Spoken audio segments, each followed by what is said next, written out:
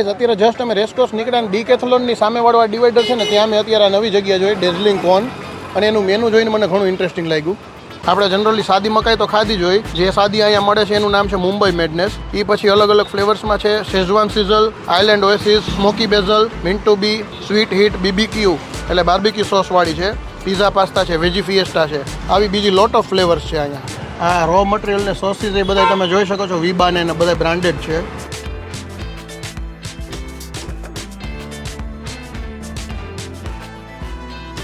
આ આપણે mint mayonnaise વાળી ટ્રાય કરી છે પહેલી.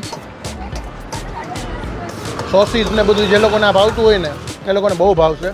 નેક્સ્ટ આપણે આ પીઝા પાસ્તાવાળી ફ્લેવર મંગાવી છે, એમાં પીઝા સોસ ને બધું નાખેલું છે અંદર. આપણે એ ટ્રાય કરી લઈએ.